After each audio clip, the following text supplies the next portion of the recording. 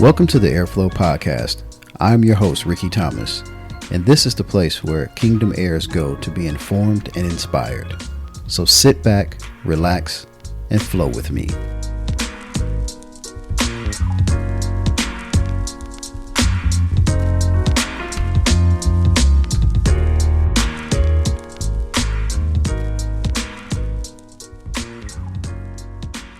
What's going on, everybody? Welcome back to another episode of the Airflow Podcast.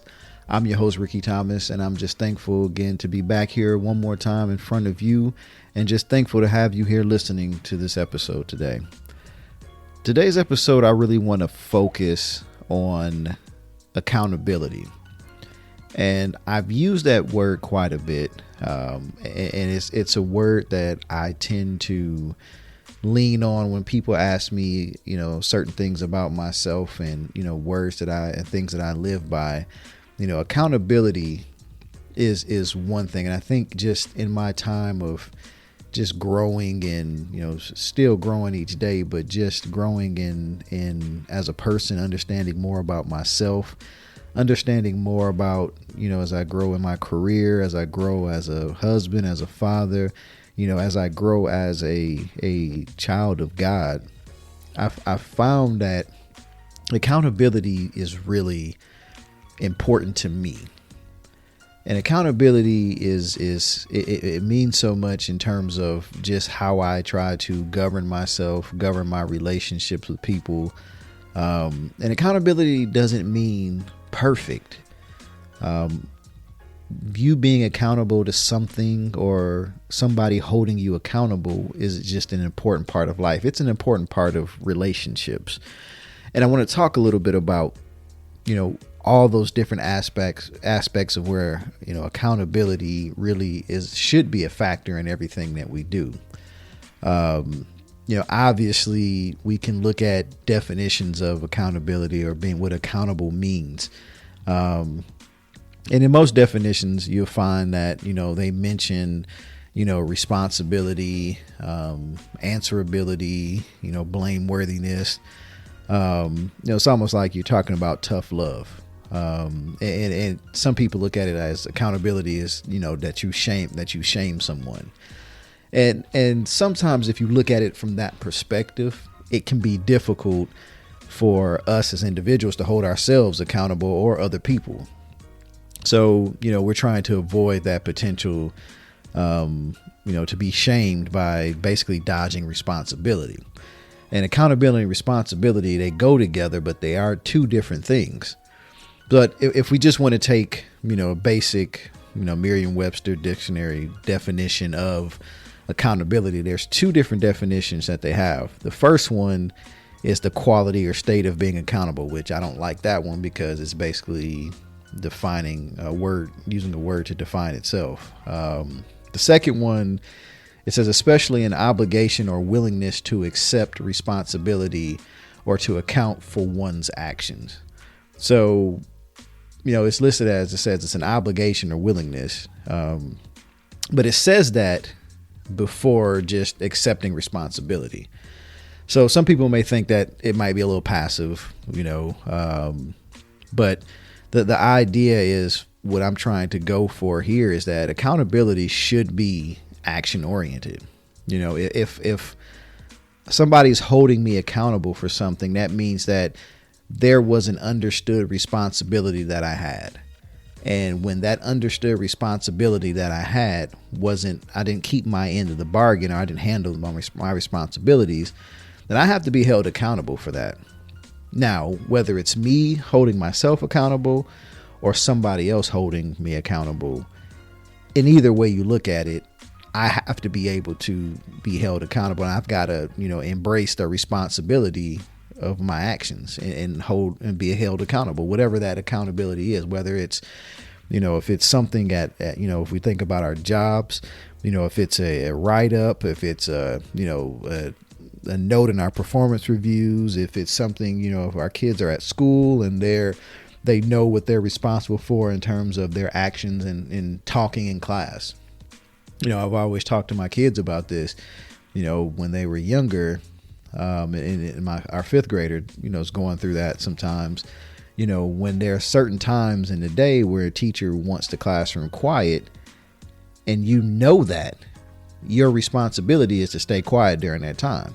If you break that rule, then you're going to be held accountable by getting a mark on your little checklist or whatever the case may be.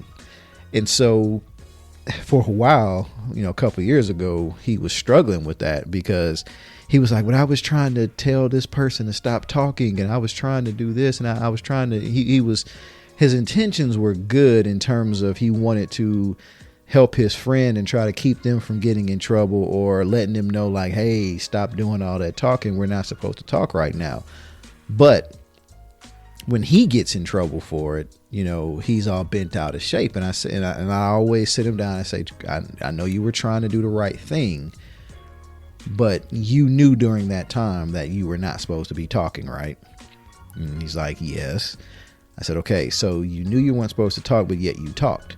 So at that point, the teacher had the right to write you up because you were talking when you weren't supposed to talk. He's like, yeah, but and again, trying to argue the point, then finally had to step back and realize, yes, I did talk when I wasn't supposed to talk. He knew that he was supposed to, he knew what the responsibility was during that time.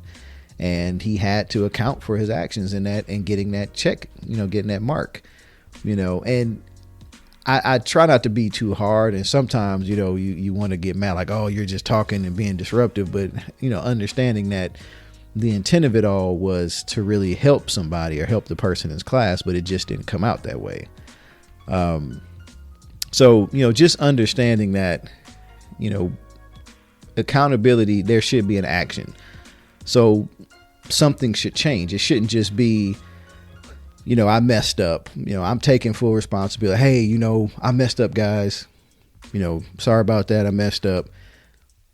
You say it with the words, but if your actions don't change, because of the next time that situation happens, if you do it again, just like in my son's situation, if the same situation happens again, then there hasn't been action that has changed. There should be an actionable change when you're held accountable and you accept the responsibility of what you've done wrong, and you're saying you're accountable for, you're saying, hey, I did it. I did talk. I'm holding myself accountable. That's great that you have that, but there has to be more substance to it. If we're willing to, if we're willing to accept our own actions or inactions, then, maybe the situation can be a little less scary. You can open your arms, you can embrace the responsibility, and all those good things are cool, but responsibility has to be known up front. So I like to do, like with my teams, I manage, I've been managing folks for, some years now. And one of the things I like to do with them is sit down and kind of talk about my expectations of them, and then find out what their expectations of me are, and then make sure that I lay out the expectations for the team and what the company is expecting and our goals to work towards. So everybody kind of has an idea of what their responsibility is in the situation. And that's really how it should be from a team perspective in general, right? So, always get together, sit down and say, hey, this is where we're going. And we track those things, and things get out of whack. It's like, okay, well, I can't hold you. And this is one of my things. I can't hold somebody accountable for something that they didn't know they were responsible for. That is one of the biggest things that I try to make sure, when I manage folks, I have to find out, like, did you know this? Because how can I punish you? And this is from the work perspective. Now, if you look at a kid, a child, or somebody, a person who does something, a family member, let's just take, I'll just take one of my kids. If they do something that is wrong, and it's something that could have hurt themselves, or, something that just, again, they didn't know, but there still has to be some level of, I don't want to say punishment, but there has to be some repercussions so that they know not to do that. I don't want my kid to touch the stove, and burn themselves badly, and I let them do it because they have, I'm just like, hey, you knew the responsibility of not touching the stove. You tell them, but they touch it. How do you hold them accountable for that? Or do you just say, hey, I told you not to do it. You knew your responsibility was not to touch the stove when it's hot. You touched it, you got burned. Those are the repercussions of your actions. How do you hold them accountable for that? Well, the accountability comes in because they kind of know what happened. They like, I burnt myself. So, I don't want to experience that again. So now the responsibility, what it is to be responsible and not touch the stove, just like using the microwave. I've had maybe 1 or 2 discussions with my children about not putting metal objects in the microwave since they were little. And so far, we only had one small incident with a fast food hamburger wrapper that had foil on it. And, one of the kids kind of turned on the microwave for a hot second. I mean, it was really quick, and then saw little sparks, turned it off real quick. And then they remembered. And so again, you hold them accountable to say, remember, you can't put anything foil, if it's shiny, like metal, don't put it in the microwave, and the accountability thing is not necessarily punishing them, but it's to say, hey, remember this. And then they own it and say, hey, I didn't know, but I know now. And then you see the action of them not doing it again. So where am I going with all this stuff? And I'm building a case because accountability to me just means so many things, like I said before. And I think a lot of times in our society, a lot of times in relationships, especially, we're in relationships with people that should be able to hold us accountable, but we don't want them to hold us accountable. So let's talk about accountability in one of the greatest relationships that you can have if you choose to do so, which is, I'm going to say marriage. I'm not going to say it's the best. Your relationship with God is the best, but marriage is right there. And so I look at, as a husband, I have to be okay and be receptive to my wife holding me accountable for things that I need to do or I should be doing, because there's a response. Now, there's understood responsibility, right? But then there's conversations where responsibilities are laid out. So my wife and I, before we got married, I came into this relationship before we got married with kind of an idea of what a husband is supposed to be about. As I mentioned before, I had my father, I had several uncles, older cousins, and people around me that were in loving relationships. I'm not saying perfect, because I know people quickly, people always say, why do I always say, I know it's not perfect, because I want to make sure when I say those things, it can be loving, but it's not perfect. So I always put that caveat in there. The relationship isn't perfect, but we come in there, we're loving, supportive, and there's communication that takes place. And in that process of communicating that, hey, I am interested in wanting to marry you, and there's interest on both sides. So with my wife, we have these conversations about what a man, a husband should be in a marriage. So I have to gather, kind of what her criteria is. And I have my criteria, and the same thing as a wife. She has what she believes a wife is supposed to do.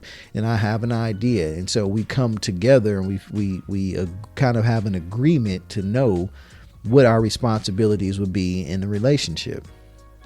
And then when one of us are not living up to those responsibilities or not handling those responsibilities, then we need to both be able to hold each other accountable for that.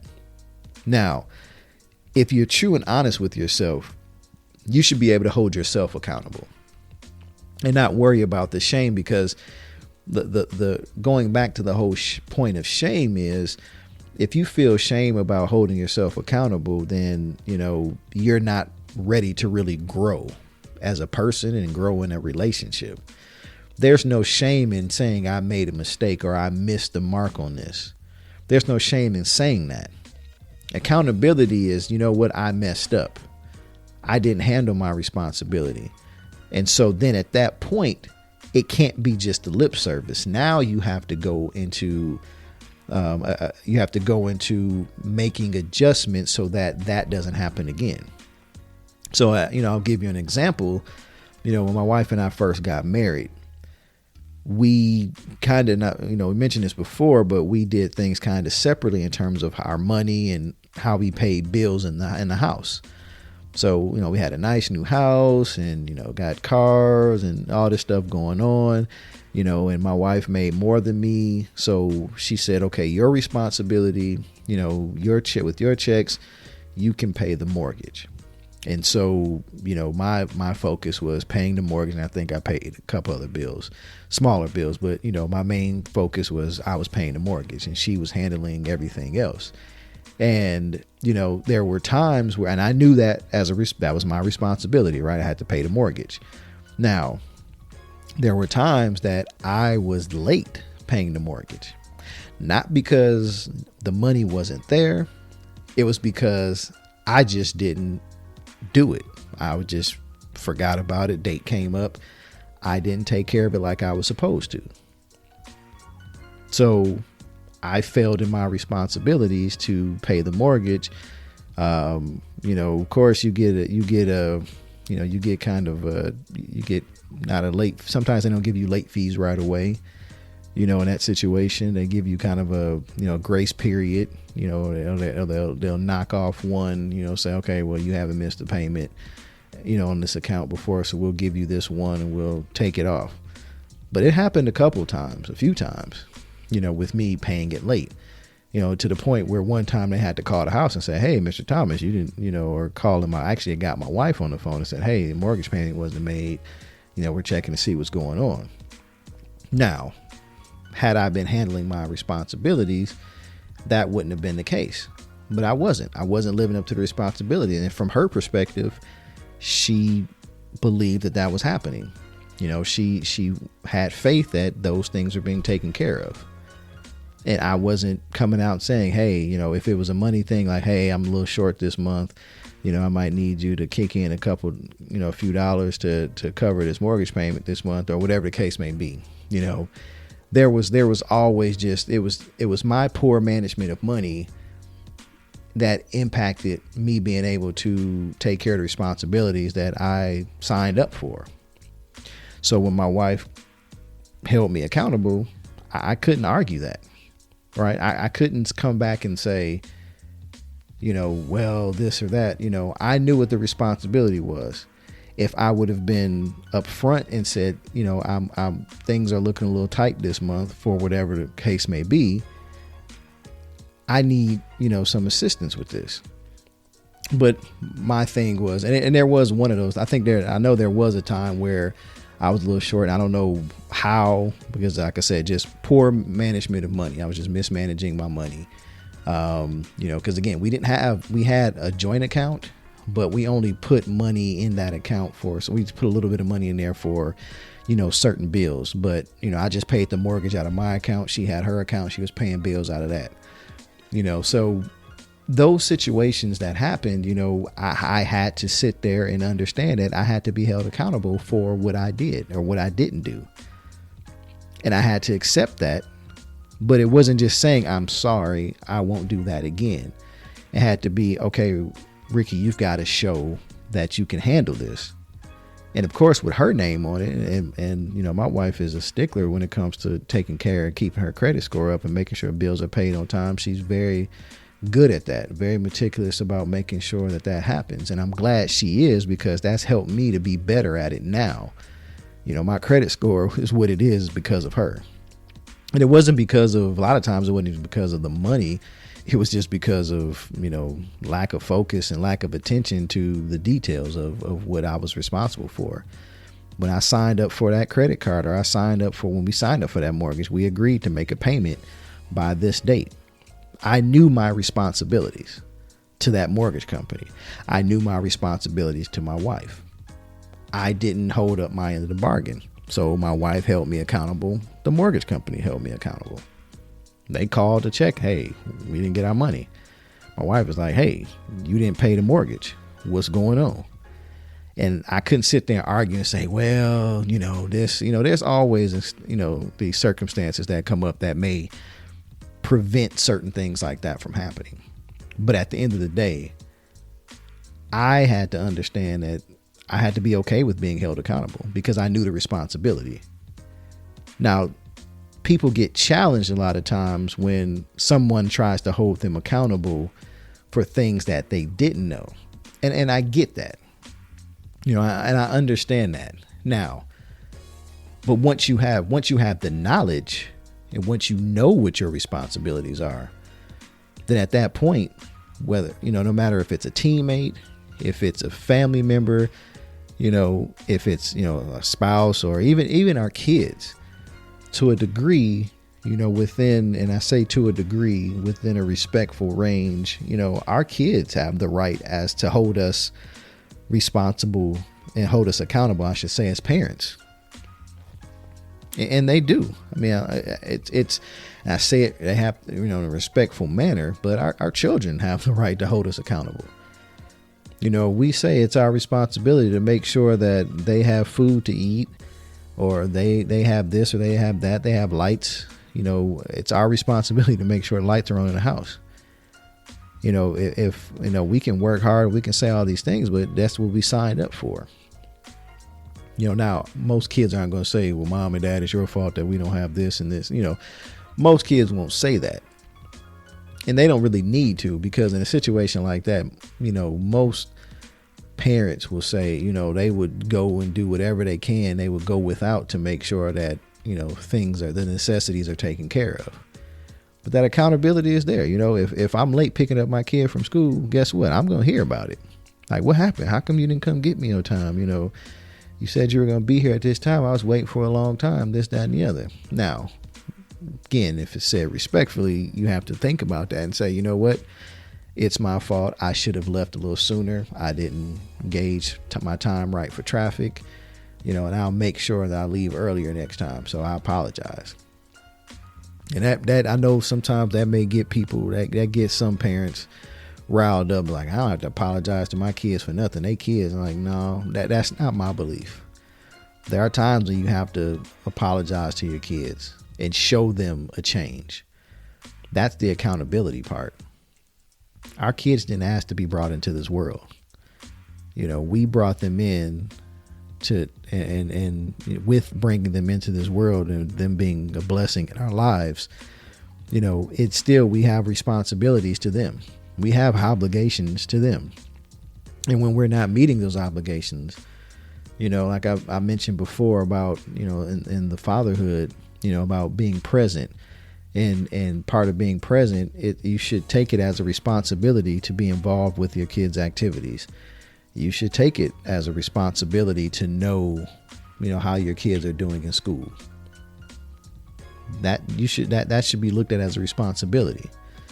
Because I look at it like this: if my kids aren't doing well in school, I need to be held accountable for that. My wife and I, we take that serious. If any of our kids are not doing well at school and we're not taking the time to look at their work, or taking the time to help them with their work when they ask, or to follow up and at least check their grades, see how the things are, see how their teacher is noting their weekly folders and things like that. If we don't take the time to be engaged in that, that doesn't exclude us from being held accountable for it. As parents, it's our job to know how our kids are doing in school, and making sure that we put them in an environment for success. And not showing them accountability in that situation, or taking the responsibility to make sure they have what they need, is again, to me, that's showing a lack of accountability. If my kid is failing in school, I take accountability for that.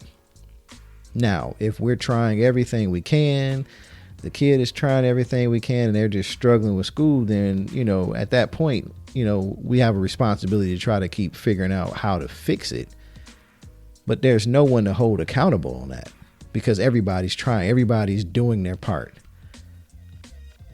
But it was when that one side isn't doing it, that's when, that's when the breakdown happens. And a lot of times we just have to be okay with the people that are around us that we give the access to keep us accountable. How many relationships have ended because one side tried to hold the other side accountable and the other side just wasn't interested in hearing that? And you hear it all the time. Who are you to tell me this? And I don't need you to tell me how to do this, but we're supposed to be so close, such close friends. Now there's a way to say it, a way to say it in love, but still have meaning and still have power behind it. But at the end of the day, we gotta be okay with having that level of responsibility, of knowing our responsibility, and when we're wrong, having people around us that can keep us grounded and get us back on track. Like I said, my wife, is one of those people. I trust her, and I trust her what she tells me. Now, I can choose to be stubborn and disagree, or act like I don't hear it, or act like I don't receive it.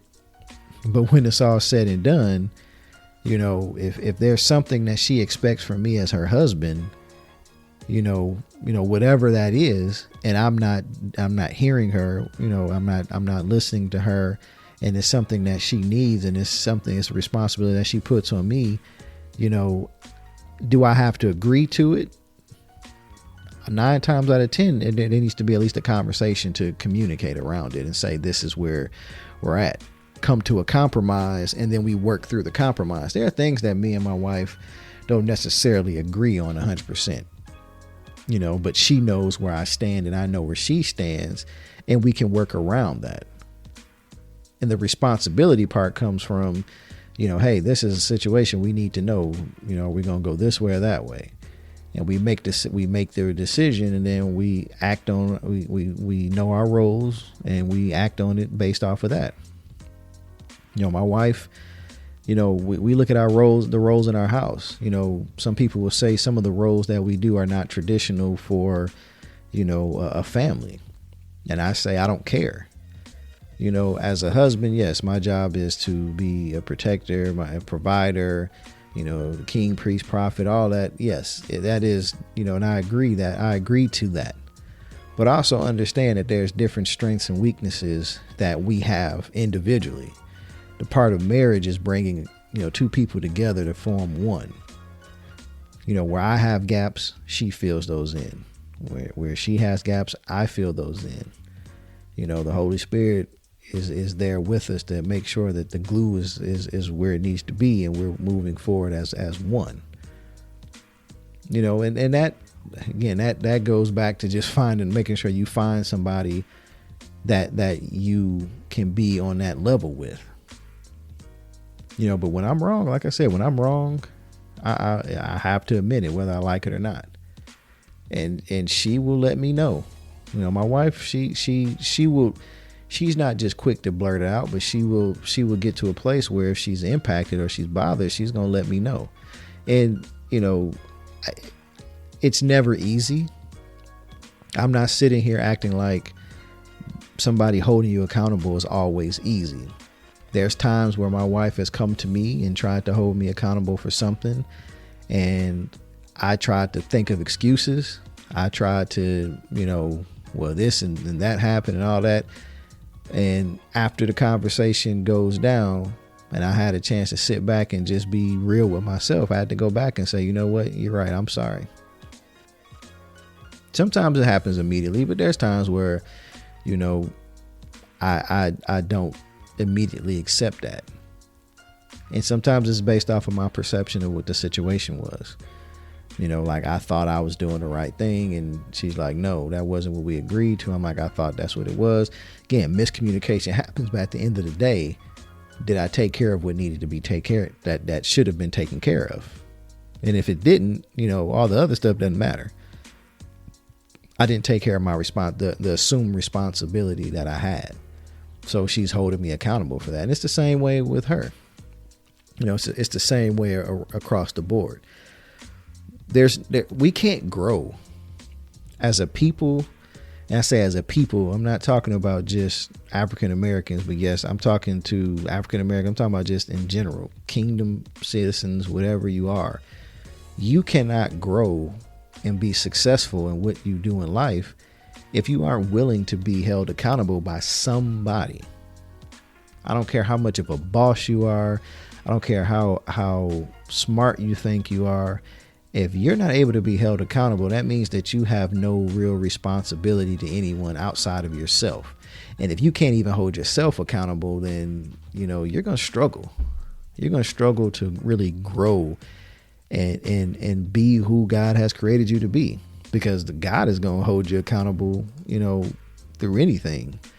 And I think we all know that, in Galatians 6:1, and I'm not trying to turn this into, a Bible thing, but, again, as kingdom citizens, as kingdom heirs, this is airflow, we got to look at it.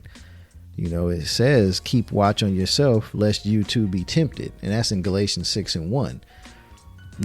We've been told in different ways that, we have a responsibility over ourselves.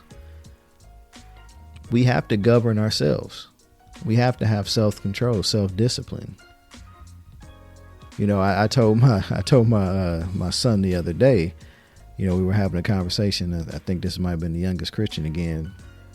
And I told him, I said, you know what? I said, when I gain weight, I can't blame anybody but myself. I know my responsibility I have to keep myself active, keep myself going, making sure that I'm eating right. I'm not overeating. I'm not, just sitting around being a glutton and, just not focusing on my health like I need to.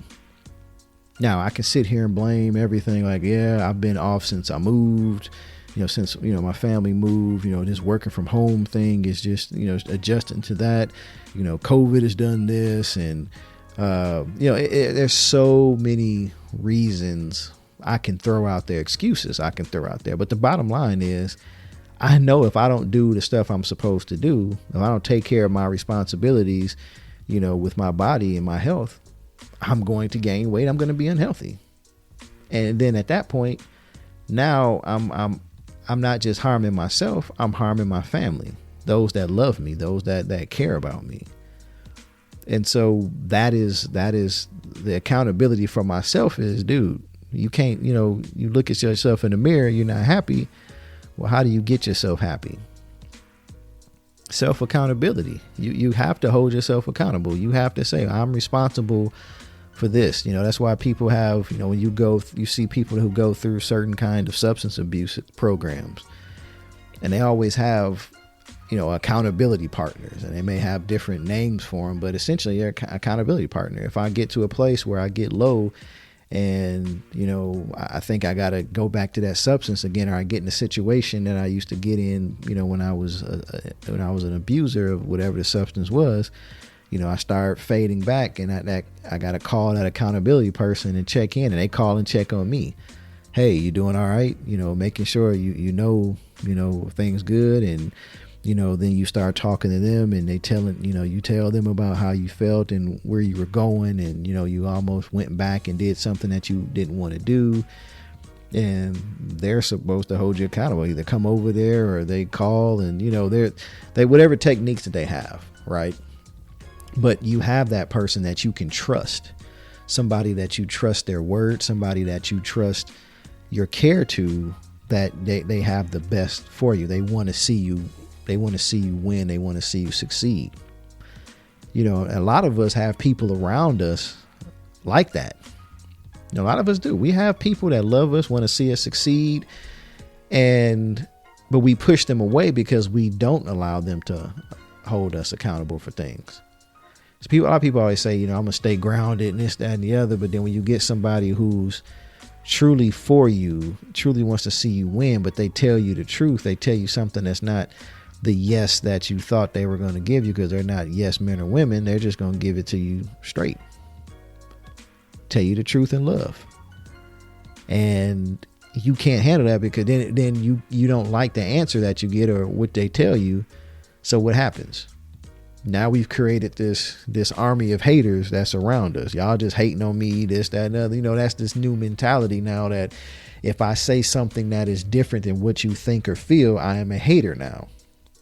I'm not, and so that's the thing. It's like, well, don't ask me. How can you ask me to give you advice? Tell me that I'm your mentor, or tell me that you love my opinion. You want to hear what I have to say. But then when I say something in essence to say that, you didn't take care of the responsibility of that, your responsibilities, you didn't carry that responsibility. And so you dropped the ball and I'm holding you accountable. If you're getting mad and saying that I'm a hater, well, I mean, then what's the value of me in your life? If you only have people around you just to hype you up and tell you how great you are, and people should be your cheerleader, your closest people should be your cheerleaders, but they should also be the ones that hold you accountable. They keep you, that's what keeps you grounded. Keeping you grounded is not to keep you down. I think a lot of people think, oh, they trying to keep me grounded, they trying to hold you down. No, keeping you grounded means keeping you with the core set of values in place, keeping you in a mindset in an environment where you can still be you. You can elevate yourself and explore and go do big things and be the person that you were created to be, but you still are centered in these values. That's what grounded is.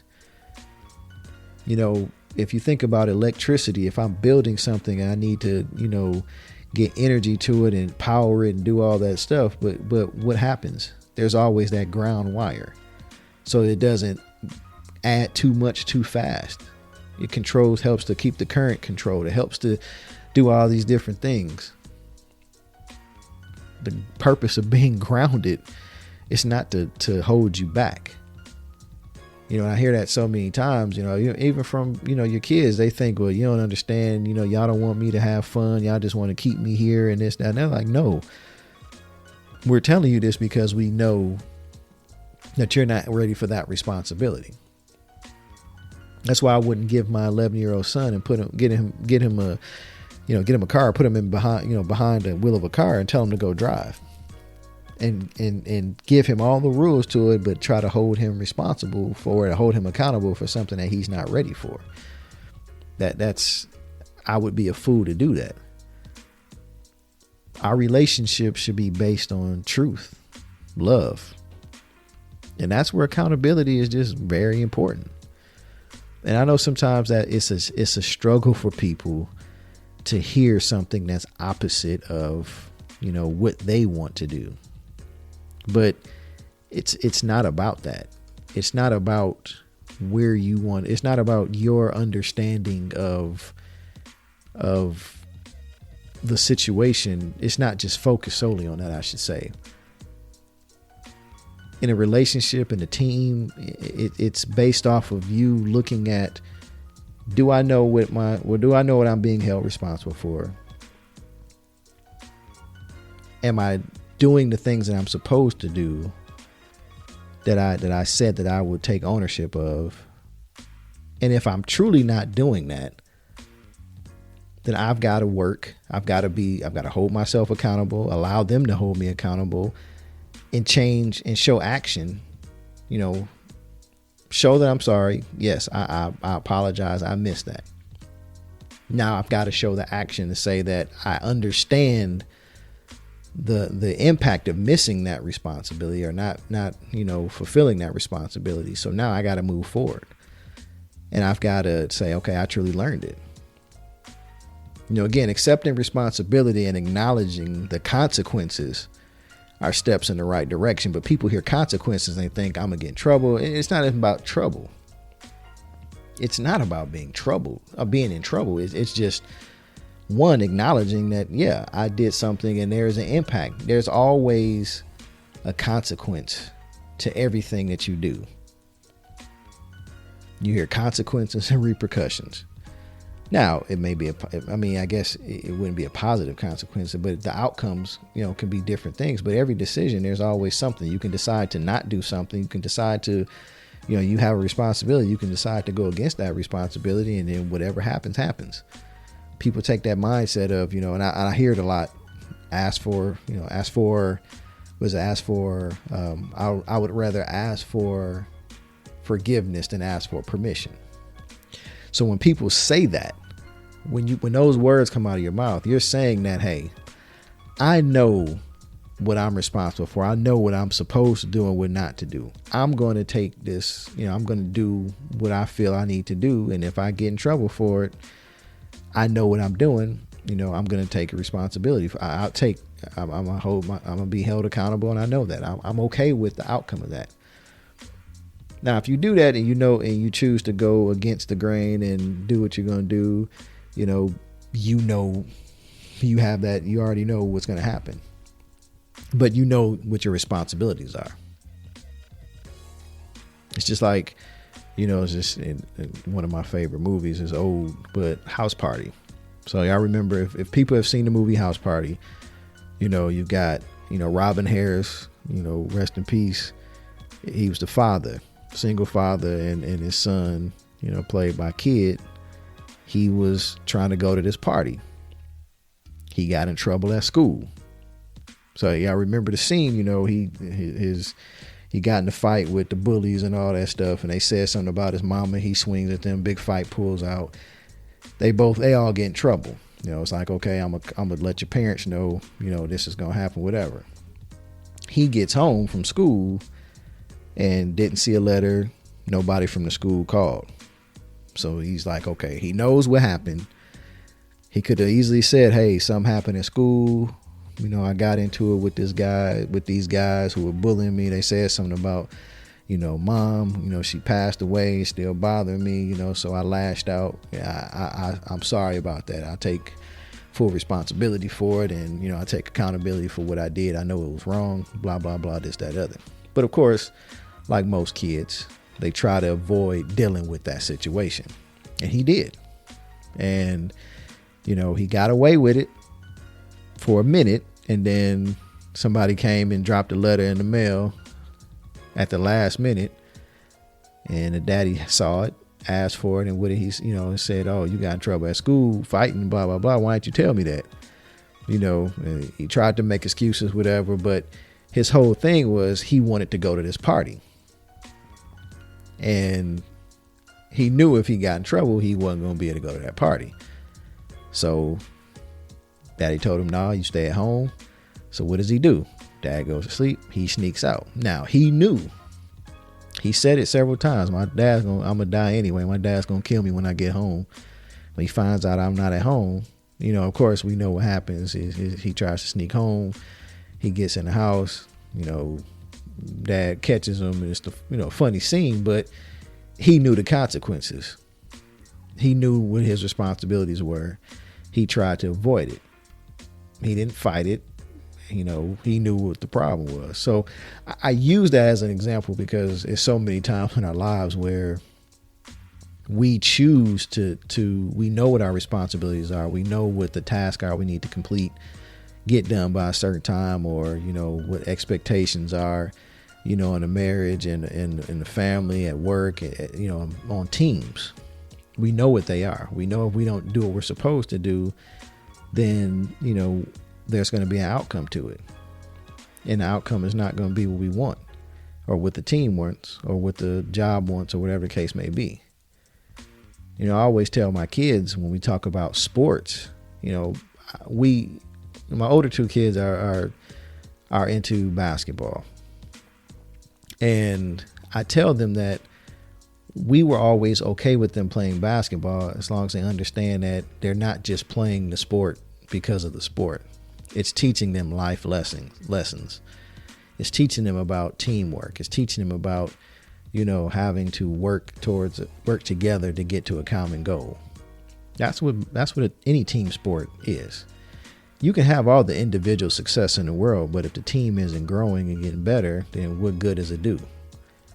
Michael Jordan, best player on the planet, he could shoot every shot. He could have averaged about 70 points a game, and he realized if he wanted to win, he had to, get his teammates involved. Now Scottie Pippen is saying something different, but that's a whole different story. But the whole idea is that as a team, we hold each other accountable.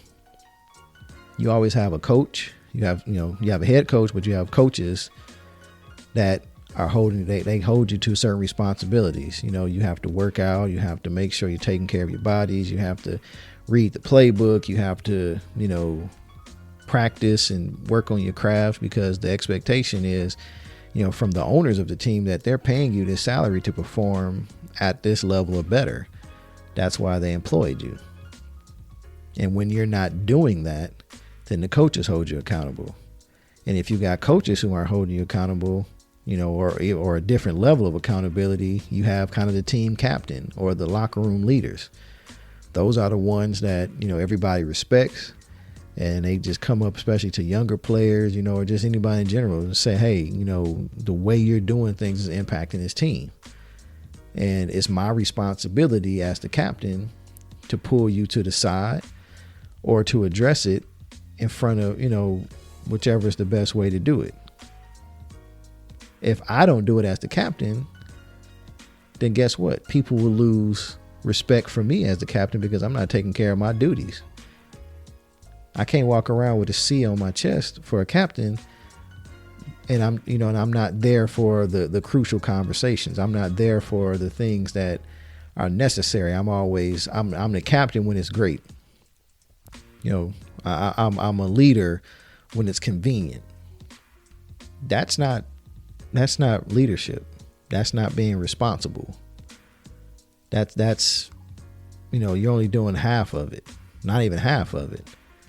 Sometimes it's getting in there, it's having those conversations, it's finding out how people are doing, it's motivating your team.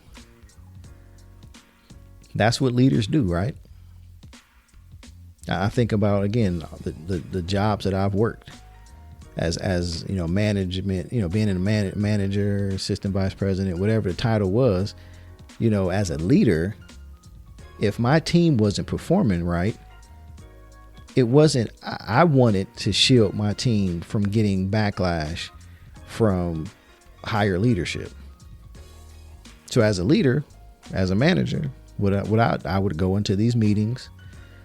I would, as they say, get called to the carpet. I would take so many bullets and hits for my team, and I would deliver a message that's the same, but it's different. It's more palatable for them, to let them know that, yes, we're not performing, or we're not doing what we're supposed to do, or we need to be better. And here's some things we need to work on.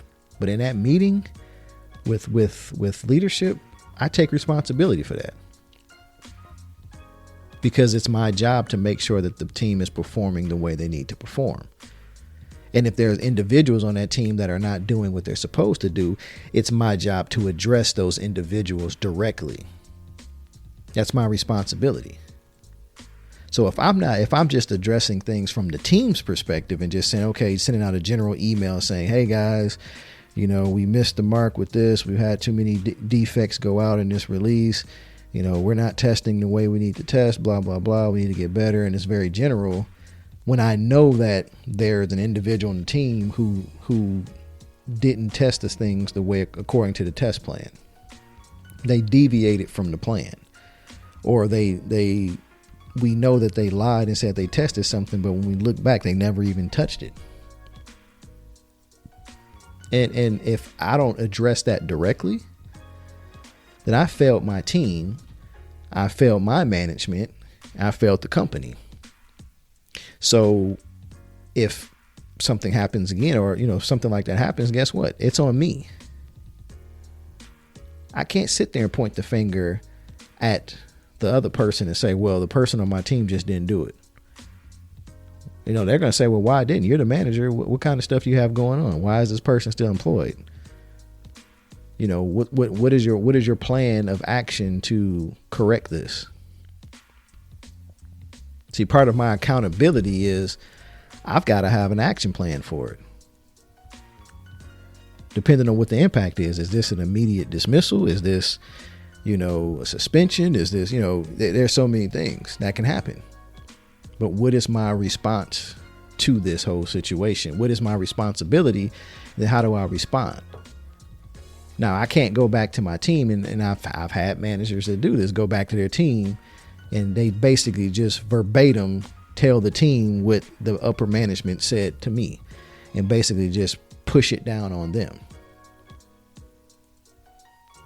So I'm basing it on the whole team, even though I may have people everybody else is working hard. As one person did this maliciously, and instead of addressing them, I didn't. I addressed the team instead of addressing that person. Well, guess what? The morale of the team goes down. everybody, the respect for me goes away. And now, it's like, well, I'm not holding that person responsible or accountable. How can I go to my team leads and say, hey, how come you guys didn't make sure this is being done?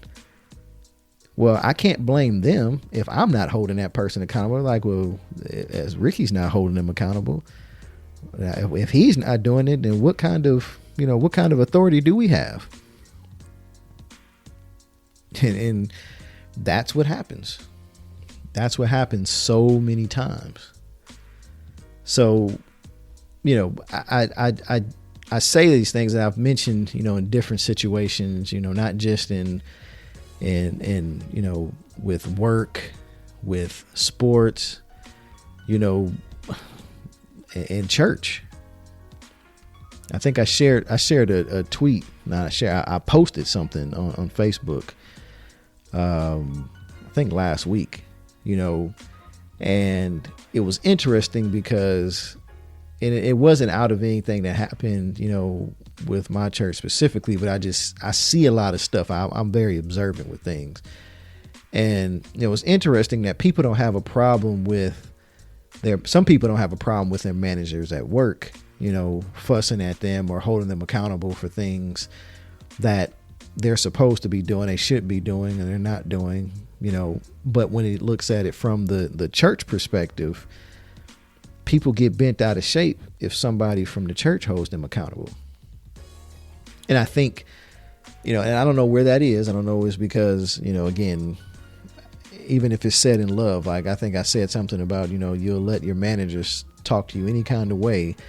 But if your pastor or minister, your pastor, gives you any kind of rebuke, holds you accountable, even if it's in private and does it in love, you're ready to quit the church. But you'll sit there and get yelled at, called out of your name, this, that, and the other with the job. But then with people that really care about you, that care about your soul and want to see you grow and prosper, you blasting them out over social media, you talking bad about them. Why is that?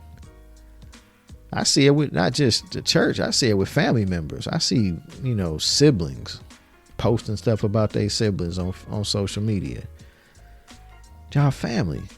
No, they did this. So I'm like, okay, but they did something wrong. So you going to go to social media to blast them out. But your responsibility as a family, the family responsibility ain't about secrets, but it's about, hey, we can handle this inside. Let's handle this inside the family. Let's figure out what we can do to get it better. I see it all the time. It's like family. I see, parents fighting kids on social media. It's crazy. But it's like, why can't we have this conversation without having to be out in the open? Why can't we just have a conversation and come to an agreement, without making things so crazy? If I failed as a brother, if I failed as a cousin, if I failed as, a nephew, if I failed as an uncle, in those roles, it hurts me to know that I hurt somebody. But at the same time, I have to be man enough and willing enough to know that my responsibility to that family member, that person, whoever it is, doesn't have to be a family member, just somebody that I'm in a relationship with, friends, business relationship, whatever. I have to understand where they're coming from, and I have to take that and allow what they, and look at the sometimes it's clear black and white. Like here's, like I said, from a business standpoint, you've got a contract. If I don't fulfill that contract, the terms of that contract, which is basically outlining the responsibilities on my part, if I'm not fulfilling that, then guess what? That contract holds me accountable. That's why marriages now, a lot of people are getting these prenups and all this stuff and coming up with all these crazy deals because, it's this the assumption that, this ain't, something's going to happen. Somebody don't keep up with their end of the bargain.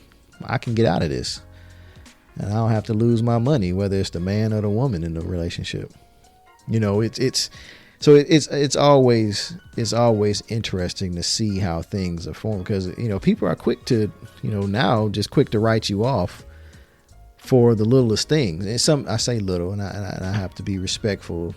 It's not. It maybe seem little to me or other people, or it may seem little to the person who's on the other side of the coin, but to that person who is feeling a certain kind of way, you've got to understand why. Why is that? What's the responsibility of the other person in a relationship to know what that is? If my wife is upset at me, I can't just walk around here like I don't care. That's not that my responsibility to her and to God is to try to figure out what it is. How can I help? Is it something I did? And if it's something I did, I got to hear it. And there's, like I said before, there's times where I may not agree, but I come up with a way to figure out a compromise so that we can move on, because I don't like that drama. Now, I'm not compromising myself, but I take a self-evaluation and say, okay, I'm going to do some self-accountability. I know this is something that bothers her, even if I may feel like it shouldn't be that big of a deal, but it's a big deal to her. So it should be a big enough deal for me to know what my responsibility is on that, to know not to do it or know to do it, or whatever the case may be. So I know I took a lot of time with this, and you guys can see I am very much, I'm so big on accountability. But I'm going to leave you with these 7 truths about accountability. And, this can help you understand and increase accountability levels, within your families, within your organizations, any relationship or whatever. But, there's 7 things, and I'm just going to go through those real quick before we wrap up. First thing is, accountability has to start with you. So when you talk about, I talked about leadership, and, leadership can be different things within the family structure, within the business, within a team. But you always hear that leadership defines culture. And if you want to create a culture of accountability, then you have to be the starting point. You got to be the model of that. So, just make sure that you can't ask anybody to be accountable if you're not going to be accountable. The next thing is, again, you are accountable. That's the second part. So the first one is, knowing that accountability starts with you. And then the second one is you are accountable. You're accountable for failures. You're accountable for success as well as successes, within, the family structure, within your team, within, with whatever relationship, whatever the environment is. Accountability is part of the job description. And if you try to duck it, it's going to have, negative impacts on just accountability, or just other people around you holding themselves accountable, because they're going to be like, I don't care if he or she don't care. Why should I care? My wife, if she sees I'm not caring about my responsibilities at some point, as much as she's going to be strong, like, I'm going to do my part because I know it's right. But at some point she's going to be like, you know what? I'm tired of dealing with this. I don't care anymore. And that's a bad thing when that happens. The third thing is, accountability is not a one-time thing. It's not a sometime thing. It's all the time. I know there's people that don't want to be accountable or held accountable, and they're looking for any kind of opportunity to get away, or find gaps in our accountability. But they're looking for that out, and they only want to be accountable when it's fit for them, in a good situation. You have to always be accountable. You need to be seen as being accountable at all times. You will be respected like that. The fourth thing is, accountability applies to one and all.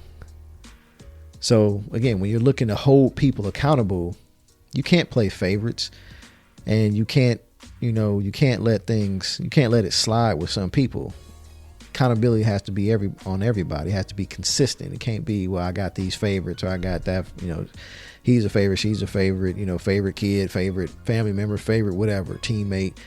Everybody has to be that, because if you let one person ignore their accountabilities, then it's just going to open the door for everybody to be selective, and you just create that gap.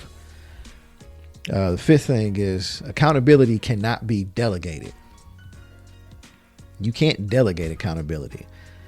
Accountability has to be accepted for the person to really feel accountable, and really for them to take ownership. They have to accept it.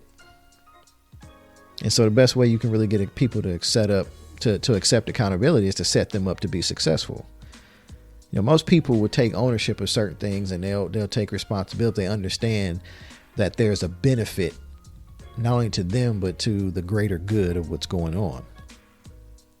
And so understanding that, and getting them to accept that accountability is just a great way of moving things forward, by understanding that, again, they have to want it. I can't just say you're going to be accountable for this and they don't accept that responsibility. So that's the fifth thing.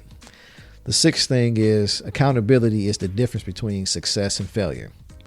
So understanding that when people don't take accountability and things start to go crazy, they don't feel ownership.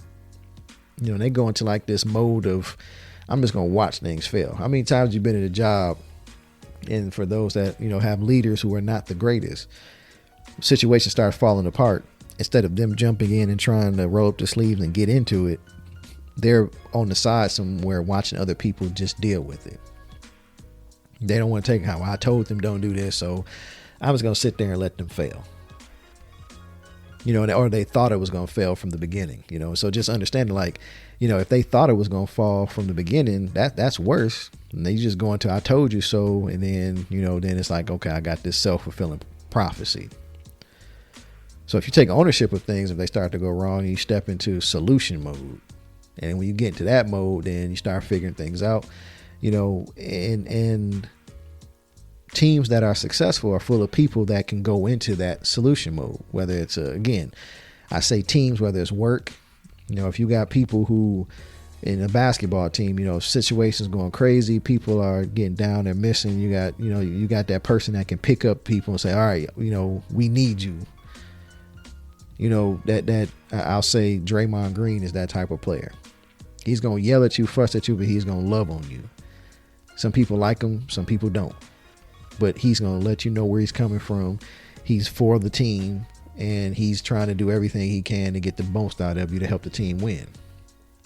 Those are people that you want. So if you think about it, just in my experience, accountability is I think it's the biggest differentiator. I can't even say it. The biggest differentiator between successful and unsuccessful teams. Then the last thing is you've got to hold people accountable. So again, you can't just tell people they're accountable and then leave them to it. Sometimes it works because you have some people who hold themselves accountable. They're self-accountable type of people. So they don't need as much hands-on, but it's not for everybody. You've got to have those moments. If you're working a job and you're a manager or something like that, you have review sessions. You check in on stuff, making sure people, hey, the stats on the stuff that you're responsible for aren't looking too hot. What's going on? You have those conversations. You check in with them, make sure they're good. Just like coaches, they have time. They have one-on-ones with the players sometimes. Hey, you're just checking in or watching film or doing this or doing that. What's going on with this?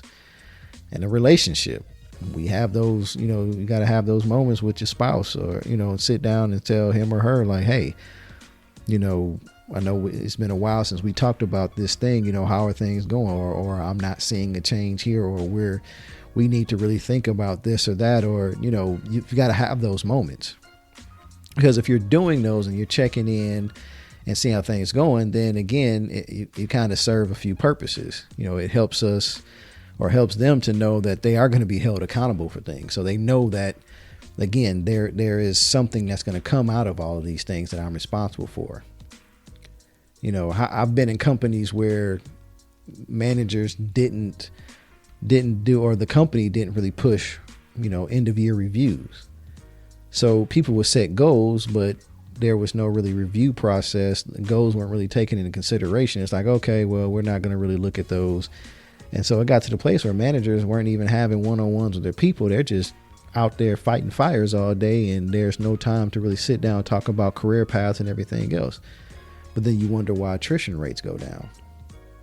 Management isn't being held accountable to keep up with their people. Then the managers aren't holding their people accountable to make sure that they reach the goals that were set. So it's like we're just out there doing anything. And another thing that holding people accountable does, it gives, managers, it gives leaders an opportunity to provide support. If you hold people accountable and you have those, those sessions of talking to them, again, teams, relationships and things like that, you can start noticing like you're more engaged with things, what's going on. Then the other piece is that it offers you an opportunity to praise and encourage people to keep moving further, which is a great thing. So just like anything else, when you talk about relationships, and accountability is a big part of that, it has to be worked at. There's got to be clear and consistent strategies, on how it can be implemented in your relationships and your work, wherever it needs to be implemented at. But it should always start with you, and it should always be applied to everyone at all times. So I just want to encourage you again, as kingdom heirs, we have to also have that culture of accountability.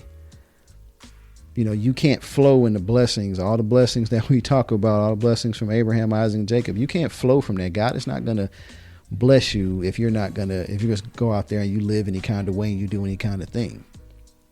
There's accountability to be held towards yourself. There's scriptures. There's the Bible is a book of that lists the responsibilities that we have, the things that we should be doing. And if we read it, then we would know that. Now, some people just choose not to read it and they think that ignorance is bliss. So I didn't read that. Well, that's you're still accountable for, because when you accepted Jesus Christ, you accepted his word. And in that process of accepting his word, you're saying that, yes, I will not only I'm going to follow him, I'm going to follow his teachings. Now, you can't follow his teachings if you're not picking up the Bible. You're not listening to his word or reading his word. So that doesn't stop you stop you from being held accountable for it. God is going to still hold us accountable, because we know. We just choose not to. We know what the responsibility is. Most of us do. Most of us, we go through things and we have that experience. Like, I know this is not right. I know I'm supposed to do this, but I know I'm not supposed to eat this, but somebody holds you accountable. It's like, oh, y'all just don't know this, that. Yeah. I mean, at some point, there's those breakdown moments, but again, we got to be able to hold ourselves accountable, and then we can't get mad when somebody holds us accountable. People always want to say, well, you can't tell me this because you did the same thing. When you start having those pushback moments with people who you would probably normally be okay with them holding you accountable, that's how you've hit a nerve. And that's where the struggle comes in, because now you're not allowing yourself to be held accountable. You're not holding yourself accountable. Accountability doesn't start with you. You're looking at somebody else instead of looking within. And that's a big part of being a kingdom heir. You got to be accountable. We know our responsibilities. Now it's our choice, and we know the consequences. We can choose. We can say we love God. We can say we love it. People say it's so hard to be a Christian. It's so hard because it is. Look, I know there's temptations, there's challenges, there's a whole lot of stuff right now. There's sensory overload with technology and just stuff that's going on, things that people are allowed to see, things that people are allowed to do. Laws seem to get looser and looser. Things that were allowed on television and on radio have, words and images and all that stuff. All that stuff has changed, but this is all stuff that was predicted in the Bible. But the foundation, the word doesn't change. People changed. The world changed, but God hadn't changed. So the question is, what's holding you accountable? If you're not holding yourself accountable, are you allowing God to hold you accountable? Is his word holding you accountable? Do you have somebody who that you're close to in your church, or, whether you belong to a church or just somebody that you trust from a spiritual standpoint, that you can have a conversation and they can keep you grounded? Or do you even want to? Do you just want to live how you live and you get the results you get? And that's fine. I pray that that's not the route you take. And I know sometimes it feels like, you know what, what am I doing this for? But you do have a purpose. And every day you get up, you know that there's a purpose for your life. You are a child of God. Sometimes you may feel like you're neglected. Sometimes you feel like people just don't understand. And everybody has moments when they feel down, when they're challenged. But I just want to encourage you. Don't lose focus of what you're supposed to do.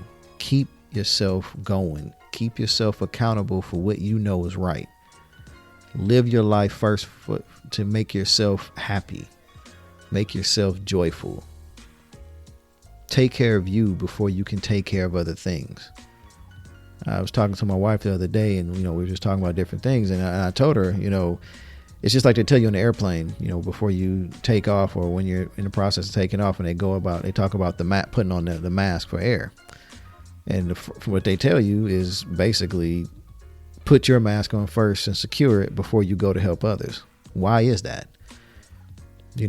Hold yourself accountable. Take care of yourself. Make sure that you're responsible for you, and then you can be helped to be responsible for other people.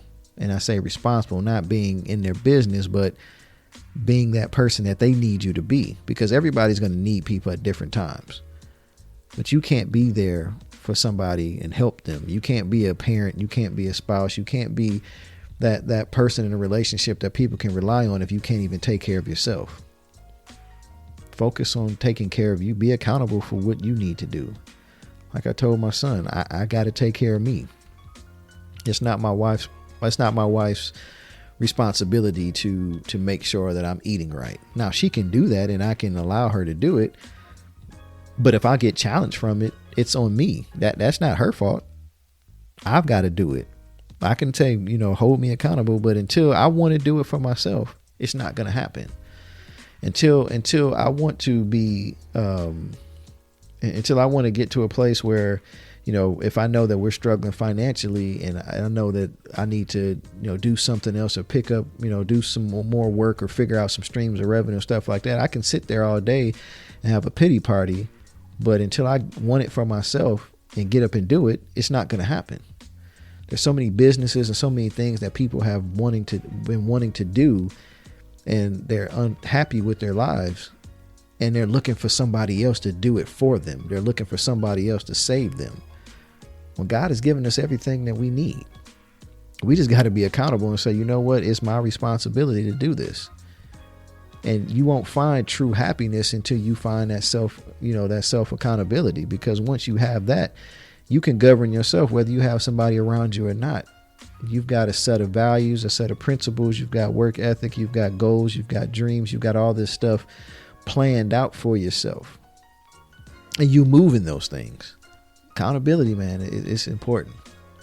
So again, I love you guys. I appreciate you listening. Just remember, as I always say, you are an heir. So continue to walk as an heir and flow on. God bless you.